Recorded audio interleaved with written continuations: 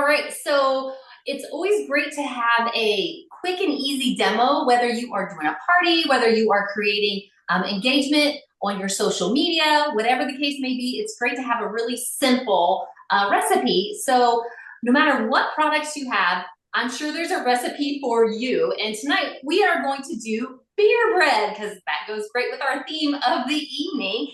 And it's a very simple recipe. And if you don't ever have beer, you can use Sprite, okay? So it does work that way as well. But it's a really easy recipe that you can do, and I've already made it so that you could see the end. But if it were me doing my live, I would either use my Wonderlier or my impression bowls. And you know, I love my impression bowls so much, but the Wonderlier bowls are absolutely a fantastic one to have. And also all you use is one of your favorite bowls. Maybe it's your That's a Bowl Junior. It takes 3 cups of self-rising flour. So you can talk about how fabulous the canisters are. They are airtight, nothing gets in, nothing gets out.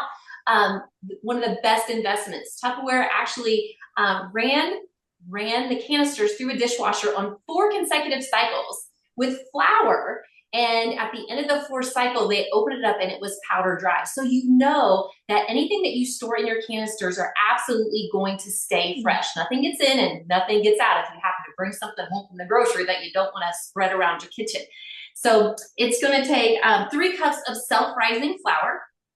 You need about a half to 2/3 cup of sugar. Kind of depends on how sweet you want your bread to be. And 1 beer, okay? And you're just going to take your whisk or your spatula and you're gonna mix that up really well. You don't wanna over mix it though, because you don't want it to get too tough. So you're just gonna gently mix all that together and dump it into your pan. Now our silicone pans are absolutely fabulous. And it turns out I gave my last one away to one of my kids here recently. So I don't have one to show you tonight. But I have my other silicone pans that I absolutely love them. They're non-stick.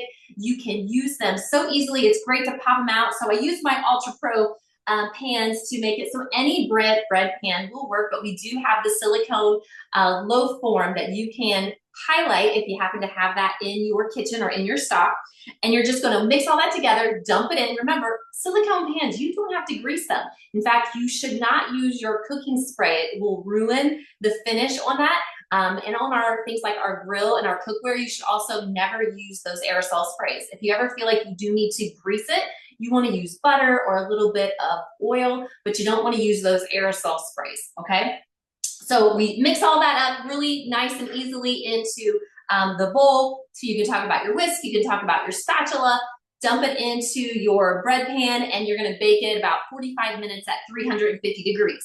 You can mix it up a little bit. Tonight I did something a little bit different, and I did part of the bread and then the dough, and then I did a layer of brown sugar and cinnamon.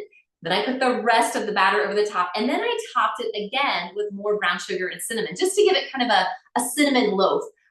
Be good for breakfast and just a fun little sweet treat there. So that's what I did. You can also do an Italian twist to it, and you can add some Italian seasoning, some garlic, maybe top it with some cheese on the top. So there's all different tweaks that you can do with this super simple recipe. And oh my gosh, it smells so fantastic. You can even then talk about our serrated knife in your demo and how we have the great handy U-Series knives and that they just hold up so well. They come with that guard that snaps in there, and it keeps your knives sharper, and it's safe in your drawers, especially if you have little ones in and out of there. They're not gonna be grabbing that knife because it has that cover on there for safety. So many great things that you can do on those quick and easy demos for your fans, right? So that is our super easy beer bread for tonight. It's always good to do a simple, easy recipe when you are going live. Now, if you have something a little more, that's okay too. It just gives you more time to talk about amazing Tupperware products and what you love about them. It's great to share your own tips, what you do with the canisters, giving them different ideas, why they need a certain set of bowls, all the things that they can do with it. So I hope that you will absolutely love the beer bread. You gotta try it, and let me know if you do some extra little tweaks on it as well. Now, one of the specials that we also have going on right now, and Jenny talked about it earlier, is, she mentioned it, is our ice cream scoop. And if you have never had our ice cream scoop, if you haven't used it, you should definitely get one. It's one of the best gadgets, one of the most used gadgets in our house. And at my home parties, when I take my ice cream scoop, I always go and have the hostess get me an ice cube. And you put that ice cube right in your ice cream scoop. I'm gonna bring this up for you to see. And before I get to the first guest, it will, get my camera here. See how it's already melting? You see that melting already? That's because there's zinc in the core. And that, as soon as that cold hits it, it starts to melt it right away. And I've got this whole, look at it, all this water already. So it just immediately will melt that ice cube, and people are so impressed by it. Plus, you notice that it has a nice thin wall there. Oh, the ice cube is really cold. A nice thin wall right there, plus the pointed end, so you can get in there and really scoop even the hardest of ice creams. You can also use your ice cream scoop. Dump that out. You can also use your ice cream scoop for your cookie dough. You can use it for taking the seeds out of like your squash. Anything or your pumpkins, things like that. You can use these for all kinds of things, and it's just the best ice cream scoop you will ever have. Plus, we always like to remind people to hand wash it. Do you know that ice cream is very acidic?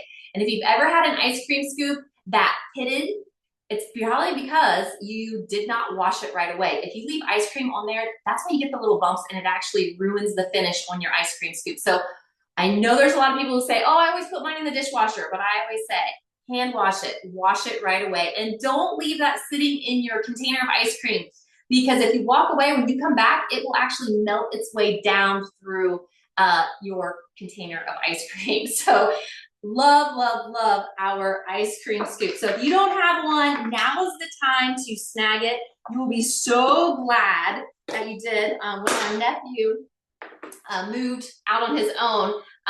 He actually moved out of state for a little while, and his mom had me mail him an ice cream scoop because he was so used to mom and dad's. He had to have the ice cream scoop. The other fabulous gadget that we have that you have never seen this, you will be so in love with this corkscrew. If you've ever gotten a corkscrew and you had to do this, do that, and you're like, I don't even know how to use that. I'm just gonna buy the screw top ones. Well, Tupperware has the solution for you. This is the easiest and best corkscrew out there. Whether you're opening your first bottle or your third, it's always super easy and simple. And you just twist. All you're doing is twisting. And just like that, it's open.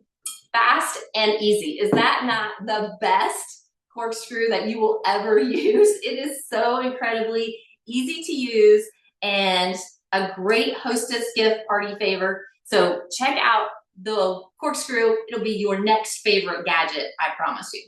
Back to you, Pam.